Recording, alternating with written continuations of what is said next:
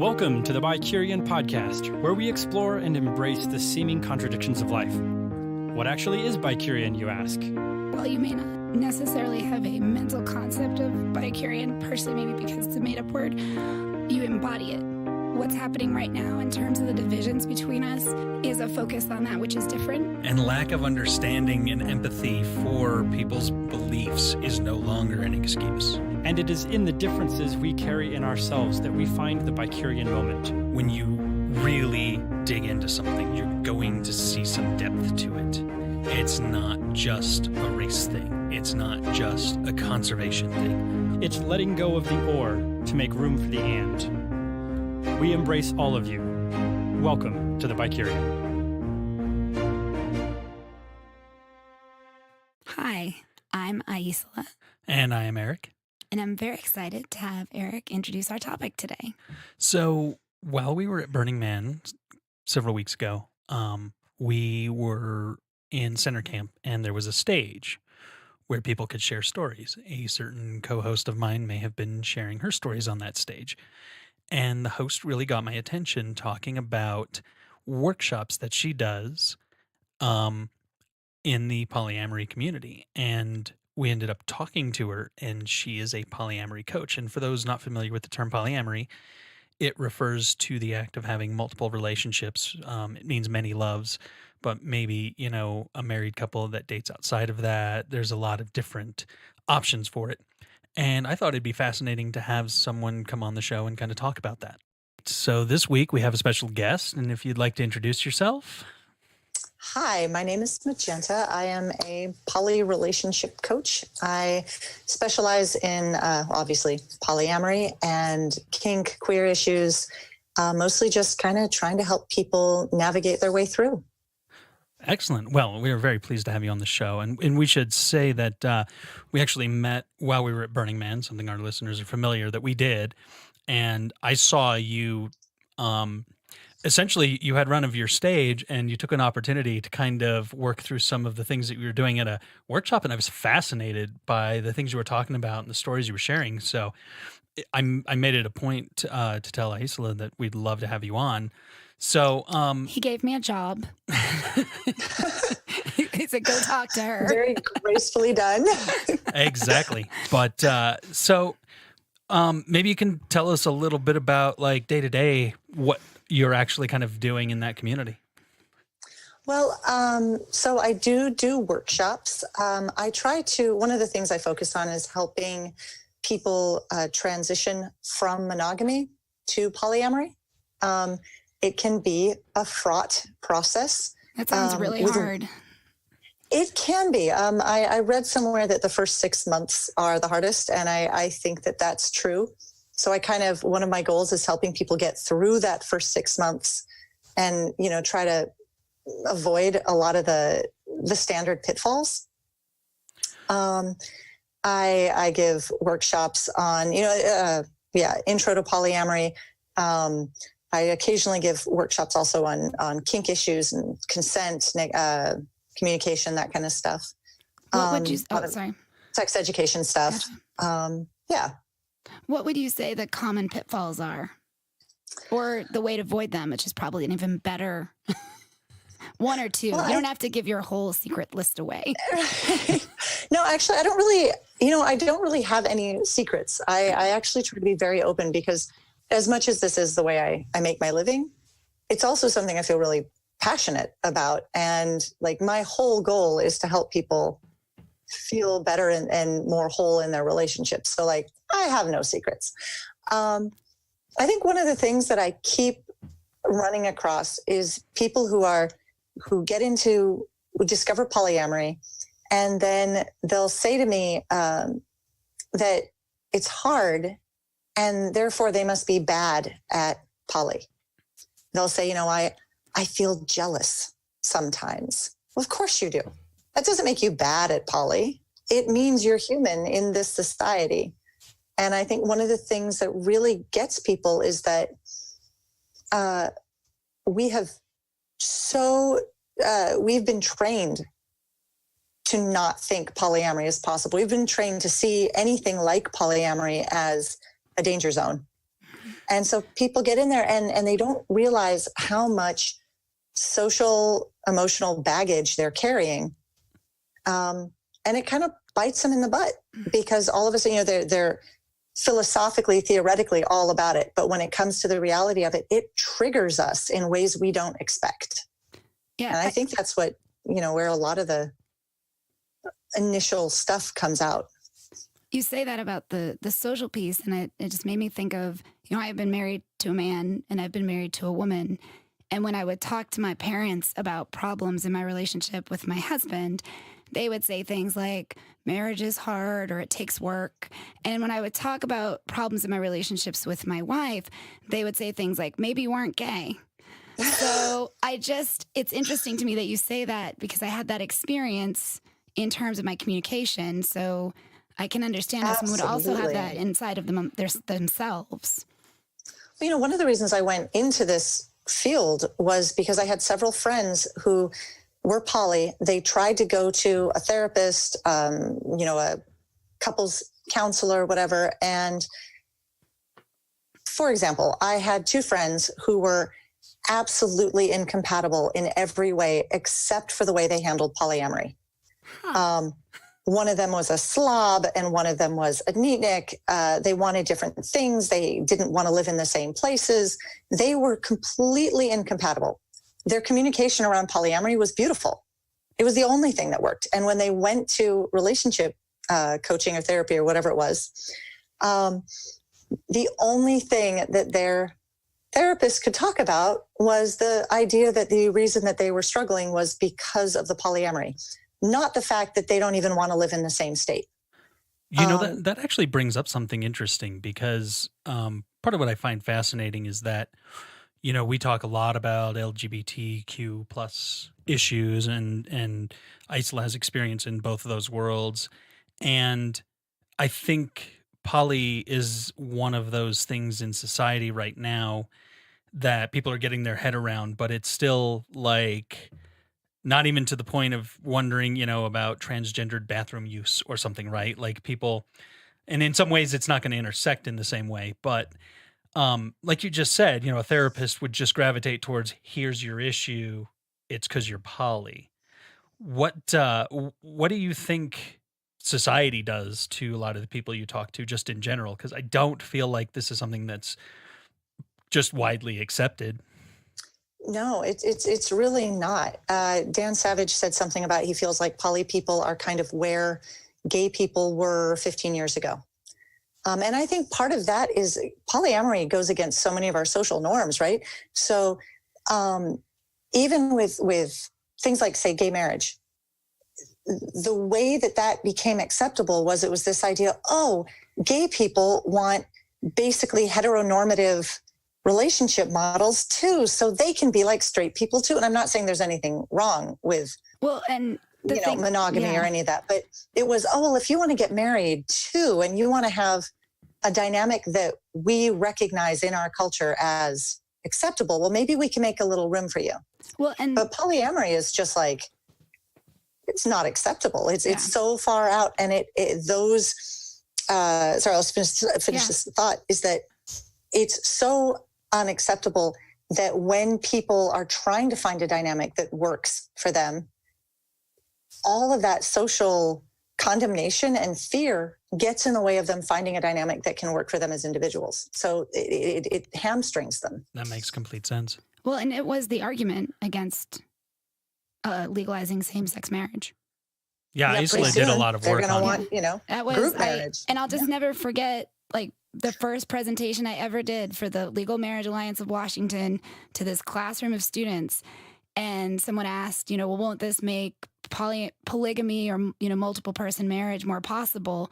And I was like, well, it's a different legal argument, and I don't really understand why you care. And then we moved on. I don't know. Yes. But, the legal arguments were really different, but I just didn't get, for me, it was just sort of like, why do you care? But for a lot of people, that argument, like what you're talking about, that was the slippery slope argument. Well, one of the things that I see with polyamory is that it's a romantic notion. The polyamory can allow relationships to work that don't work under the monogamous dynamic. When for some people, having polyamory in their lives allows them to maintain the sort of socially acceptable version of like or idea of a committed relationship. It's just a set of committed relationships. But for example, I know a couple where they've been married for a number of years. They love each other dearly. She realized she was a lesbian. In the standard monogamous dynamic, it's over. They're done. That's what they happened have to to me. Divorce. Right. And instead, the two of them, it was really hard. It was challenging. It was not easy. They had to both grow a lot. But what they ended up doing, they decided to become polyamorous. They stopped having sex with each other because that wasn't working for her. But they realized that the life that they had built together was important. And the love that they had not changed just because she recognized that sexually she wasn't there with him.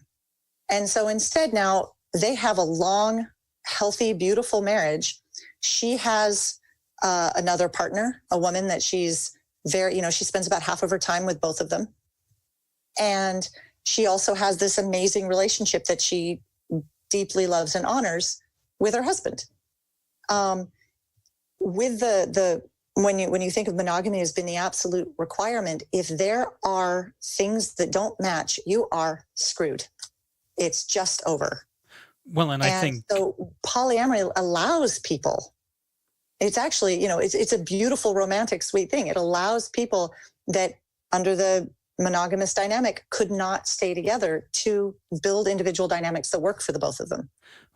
To that point, I'm going to borrow a term that I've heard from polyamory and polyamorous people a lot, but serial monogamy is Yes. is something that gets solved a lot of the time with polyamory because some people, whether it's newness or not knowing how to stay committed for long term and not really being able to lock into a relationship.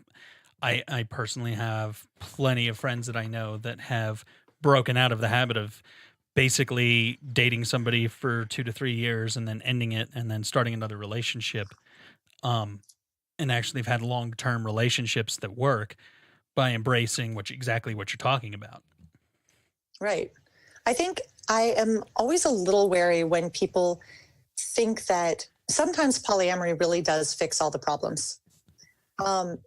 And so you have friends where that worked with. I always worry a little whenever somebody has been a serial cheater.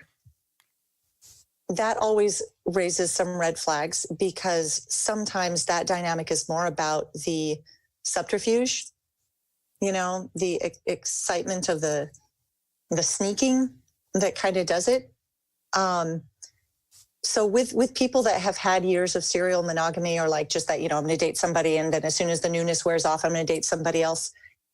Poly can be a great thing, but there's also probably going to have to be an amount of therapy and self-analysis because those habits are hard to break. And with polyamory, having a determination to nurture and grow an existing relationship and not be wooed off by excitement for new relationship energy, a new person, is something that's really important and sometimes gets forgotten. Poly people ditch partners for new, exciting, shiny partners just as often as monogamous people do. Yeah. And again, I think that makes total sense too. And cheating, I do think, is something inherent to certain personality types and people who don't necessarily understand what aspect of them. I would not guess that being poly would solve many issues for a serial cheater. But as far as people who are seeking newness and stuff like that, I have one friend for sure who definitely, it's easy to tell they like the newness, but they have one solid relationship and then they kind of go through the new relationship cycle over and over. And they always end amicably, with their other partners. If they end at all, sometimes they just become a long-term loose thing. But yeah, that's definitely a lot of There's something to that. I don't think it's something in my mind that would ever solve cheating. Yeah. I've occasionally, like when I've been on my own dating adventures, I meet people a lot who will say that they found poly because monogamy didn't make sense, and they tried it, but it never really worked. It never felt satisfying. It felt unnecessarily restrictive. And then I have met people who are like, yeah, I cheated on everybody I've ever been with, and then I finally found poly, and that does set off a little of my like, okay, have you done the self-work? Because deep honesty and brave communication are so requisite, and self-awareness are so requisite for being poly, that those habits, they're things that have to be nurtured. And so when people have a long history of cheating, I always want to suggest a lot of self-work before pulling more people into that, and making sure that this isn't just a way to excuse not having to be fully present or fully honest. People sometimes jump into polyamory when really they just want no strings attached sex, and they just call themselves poly because it's more socially acceptable. Yeah. I'm wondering, so not only do I do a podcast, I listen to them. And one of my favorites is The Hidden Brain. I don't know if you're familiar with it. No, I haven't. Okay. So they had a podcast sometime in the last few months called Why Is Marriage Hard? And at the end of it, actually, they talked about non-monogamy as part of, which I thought was, this is an NPR podcast. So I thought that was really kind of neat. And one of the things that they talked about, the theory this one guy had, was that marriage used to be more about survival. And his theory is that some of these different relationship structures are the result of marriage kind of moving up on the hierarchy of Maslow's needs. And so now relationships are more about connecting and thriving than just about surviving. So a good quote unquote marriage is now more a part-time job, whereas it used to be more a survival mechanism for the people involved, and therefore just two people.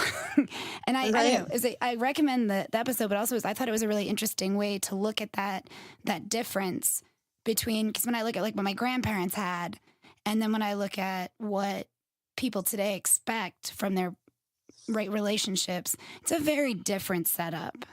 Very different. Yeah, I think we when you don't need a partner to survive, when a woman doesn't need a partner in order to, be accepted in society or have a place to live, it becomes much more about, is this relationship satisfying at a deep emotional level? Does it feel supportive? Do I feel like I can grow as a human being? Whereas I think it was more, like you were saying, it was more, can we stay employed and pay our bills and raise our kids? And then we're kind of done. We don't really look at relationships that way anymore. And I can even, bring up something that I've seen.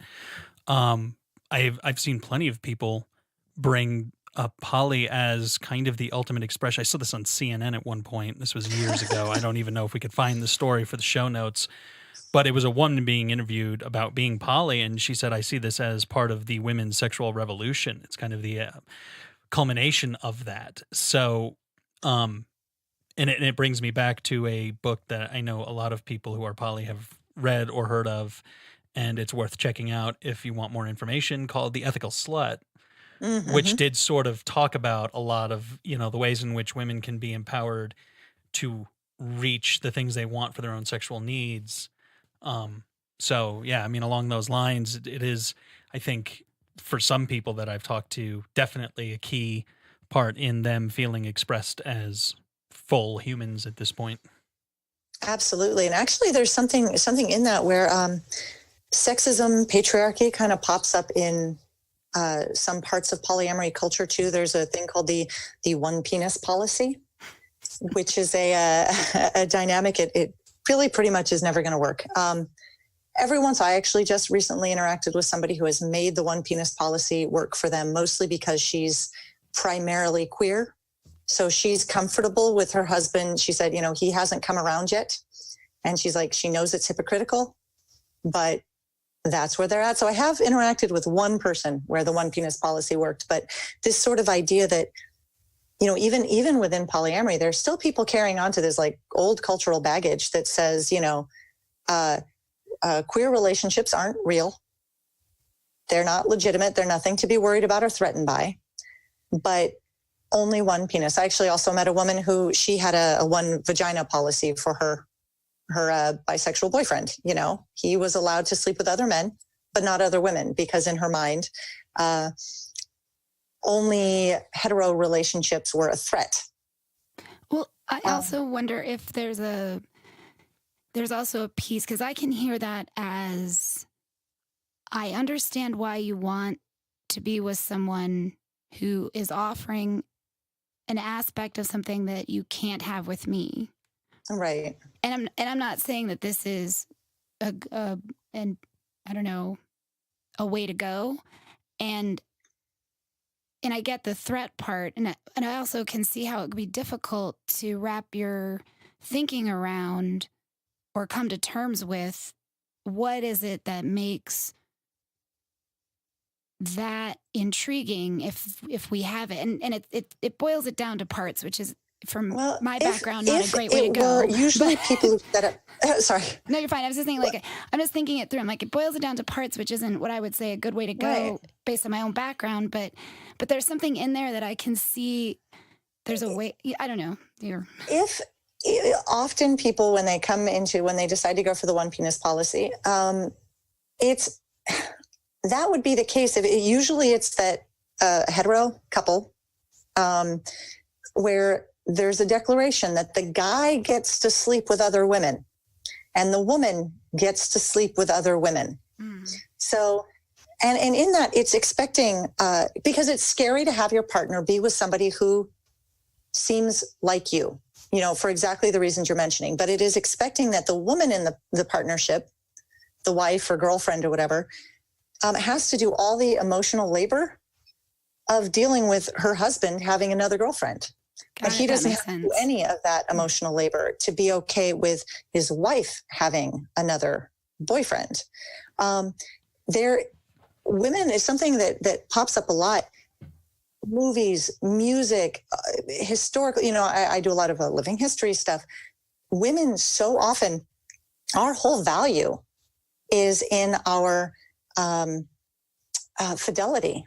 The romantic story of the woman who waits while her husband, while her boyfriend goes off to sea for 10 years. And when he comes back, if she has gotten married because she thought he was dead, she is a failure as a woman. It is a tragedy and a betrayal. But if she has waited on that cliffside pining away for the last 10 years, she has value. And so there's a lot of that kind of dynamic comes up a lot where men are often still, and we're working really hard to get rid of this kind of dynamic, but there's still an expectation that it's okay for men to go kind of tramp it up. But a woman loses value if she sleeps with a guy. She's less special. Women often get really scared that if they sleep with another man, that their male partners are going to devalue them. And men don't often worry that their wives aren't going to want them if they sleep with another woman. And that just sounds indicative of where we're at in society, though, right now. Yeah, that's absolutely. I don't even know that specifically has anything to do with poly. That's very much the cultural norms that poly goes against. And it's something that pops up within polyamory. And polyamory, when it's done well and right, it's something that actively addresses those tropes and stands them on their end. You have families where men actively support their wives or their girlfriends or whatever. And I know I'm talking a lot about hetero relationships, but where men are actively supporting and celebrating their female partners having other men in their lives and vice versa. And there are relationships where, women are celebrating their male partners' queerness, which is also a thing, which within standard society is just not something you're allowed to do. Yeah. So there's a lot of turning these tropes on their heads and trying to redefine what it means to be a loving, connected, valuable couple, or not couple, but like a relationship. Yeah, absolutely. So I had one last question, and this one's kind of deep, but I'm just curious to get your opinion on it. Obviously, we talk a lot on this show about LGBTQ issues and that sort of thing, and how those relate in society. I have gay friends that are poly, straight friends that are poly, and even some poly friends that consider themselves to be Q or plus on the LGBTQ scale. I'm curious how you've run into and interacted with people around the idea of poly being a choice as a lifestyle or an imperative that maybe some people feel this is who I am or whatever. Just curious just to have your thoughts on that. Well, I think that is it a choice or is it innate?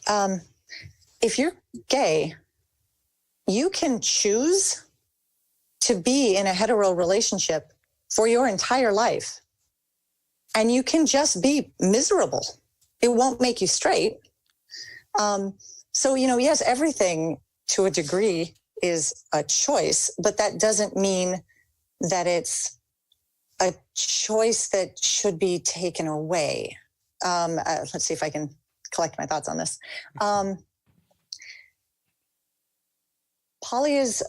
Polyamory is a choice, just like every life decision that we make is a choice.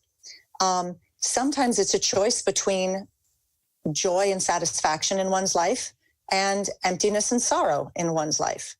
So for example, for me, I was poly before I met my husband. And then we were functionally monogamous for a decade. It was just the right place for us to be at that time. Polyamory was always on the table, but it wasn't where we were at.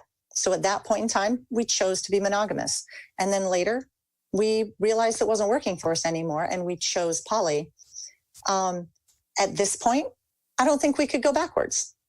So yes and no. I think the reason that whether it or not it's a choice is so loaded is because the people who want us to choose differently think that, well, if it's a choice, just choose what I want you to. Well, yeah. I was going to say, I know that you're coming out. That was a big question. Obviously, coming out, I was in a very conservative religion. And so there was a lot to that for me. And people definitely had the, this is a choice thing going on. And I'm actually bisexual. So in some ways, I could choose to only have romantic relationships with men and fit in just fine. And what I really got to was I don't choose how I feel. I do choose how I act.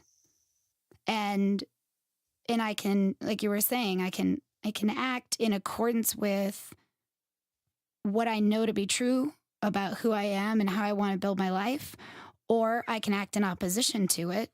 I do have that choice. And the other thing that I feel like is really important to also express is that, let's say it is 100% a choice. There are a lot of choices we protect. For example, the freedom of religion. And no one would ever say, well, you're choosing to be a Christian. You're Why don't choosing you to be a just choose Christian to be when an you choose atheist? to be something different. Exactly. No one would ever do that because it would be so disrespectful, because it's such a personal and intimate choice to show up in a faith and to practice that faith. And yet somehow there's this belief that the equivalent of love and relationship is somehow not to be respected. And I find that to be disappointing at best. And I'm interested in changing that. Same here. I think you answered that is exactly how it doesn't. Everything's a choice. And the choice between whether you want to feel happy and whole in yourself, that is a valid choice to make. And so the idea that, because the argument's always, if it's a choice, just don't do it. Well, I can choose to be miserable. That's not the choice I choose to make. Exactly the same way gay folks forcing themselves into marriages and staying there and sticking it out. yeah, they chose that. That didn't make them love it. It didn't make it healthy or happy or joyful for them. Probably messed everybody in that relationship, including their partners and their children, pretty freaking miserable, but you can make that choice. I don't know. I feel a little strange about the idea of poly being labeled as queer, except that I do see queer as a wonderful umbrella term for people that don't fit the standard narrative. I don't know. Actually, I think I probably don't want to pontificate about that because I'm on the fence about it. I've been seeing it lately. I'm not sure where I stand with it. I think anything that allows people to recognize, it's just looking for validity. Queerness has become especially, amongst people in my, on the left and everything, being queer has become acceptable. Being queer is recognized, and it's accepted and it's recognized. And so by trying to make poly part of that, it's saying, please recognize me too. Please see that these relationships are real. And there's one of the reasons why I recognize that is so important is for some people, poly is like, I've got a primary partner, I've got a main, whatever relationship nesting partner. And then I've got people that I kind of play around with. And then it's like, well, that is kind of like, it's fun time. But there are people for whom their poly relationships are their partners. I mean, I have my husband, I have my nesting partner, and I have another life partner. And that is a relationship that, were I not in the East Bay and a poly relationship coach, I would probably have a lot of a harder time having that recognized and seen and accepted. And so it is really understandable for poly people to be trying to say, like, look, we're left of standard. We are out of the norm, and we are being treated as poorly as queer people are and have been. Well, and that's a whole nother ball of wax for another show. But yeah. I mean, realistically, getting lumped into the queue in that would possibly have some recognition from a legal standpoint, because recognized is recognized, and recognized legally is a whole different thing. And right now, the majority of poly people do not fall under that. They may have protections from being fired at work for being gay, but they would not have a protection from being fired at work because their boss just isn't into their weird poly lifestyle. So, yeah, I think that's something that we could probably do a whole nother show on. But to wrap up here, maybe you can share some information about yourself and where people can find you on the internet and that sort of thing. Absolutely. Thank you. So my website is polycoach.org, polycoach.org. I'm also on Facebook at Polyamory Coaching. I offer a free 30-minute phone call or Skype call. I do a lot of stuff on phones and Skype because I want to be accessible. Like in my area, in the East Bay, there are a lot of poly coaches. There are a lot of poly therapists. Not as many as I want there to be, but they're out there. So yeah, I want to be accessible to people where contacting somebody who understands this lifestyle is maybe a little more challenging. So I offer a free 30-minute phone conversation. So if you have just a quick question or a thought, something you want to work out, we can just talk for half an hour, and I will give you whatever help and advice or whatever support that I can. And you can also use that time to find out if we resonate, if my style of coaching resonates for you, if you're wanting to pursue getting coaching.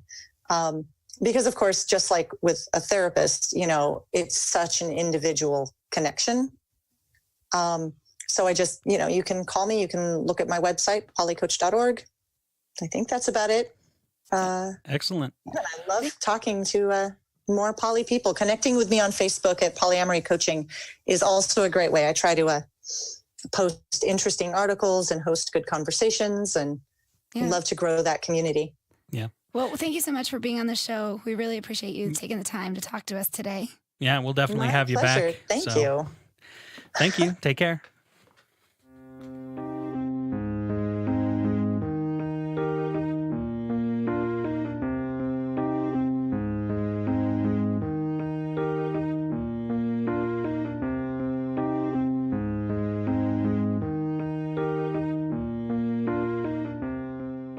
Welcome to the Bicurian Moment. And on this show, we're going to do something we haven't done before. What are we going to do? We have a dual Bicurian Moment because we Whoa. both had this one. And so we're just going to talk about it shortly here instead of talking about individual ones. And it came up a few weeks ago.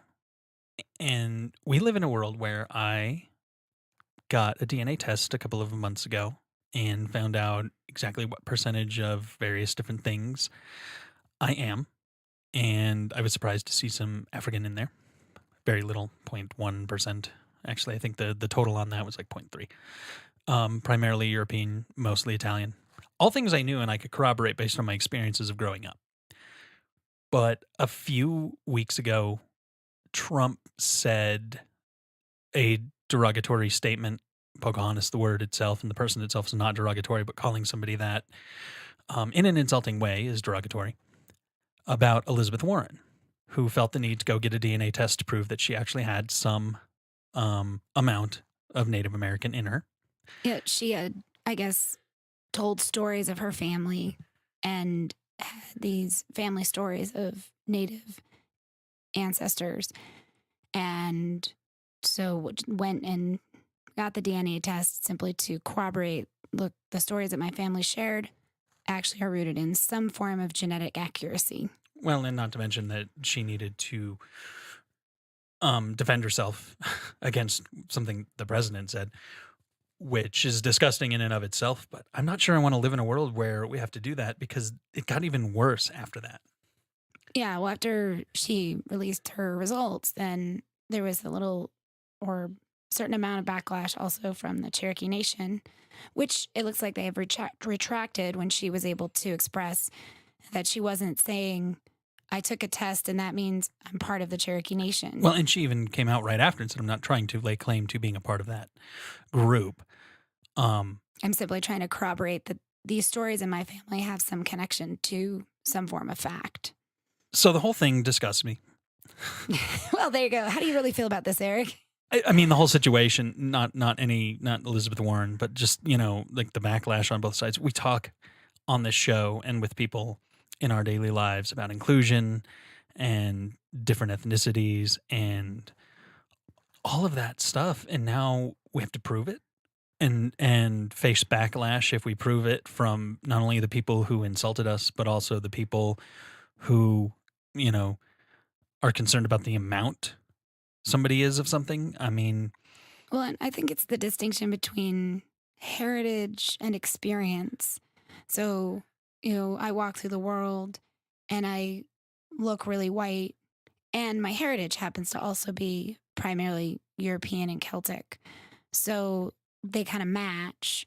However, somebody whose heritage is more diverse and yet also appears white or has been created white in the case of Italians, I think there's something there for folks in terms of the ways in which, as much as we don't want it to be true, that experience and the ways in which people of color are treated is so different. And I think people take it to mean, oh, I know what your experience is. And I don't feel like that's what's being said. However, I can understand why it would be taken to mean that. Yeah. And I mean, for me, I just think we have to be careful because different groups want diversity and inclusion. And as a culture, we have to be careful not to draw those lines in the sand to keep people out of it because they're not something enough. That's a dangerous line. Yeah. So, it was just something that's been on my mind for the past few weeks, just thinking about that and where we're at as a society, trying to build bridges and have inclusive talk and have people okay with being who and what they are, and then facing any kind of backlash from that's just, my advice to people listening would be calm down. Yeah. Oh. And Sorry. well, calm down, but primarily just make sure that you don't become the monster you're fighting. So yours is a better message. So thank you for listening this week. If you have ideas, feedback, thoughts, please find us on social media, Bikurian on Facebook, Twitter, and Instagram, or give us a call at 720-507-7309. And you can email us at podcast@bikurian.com. And if you like the show, please do review it on your listening platform of choice. Your reviews make a big difference. Thank you and have a great week.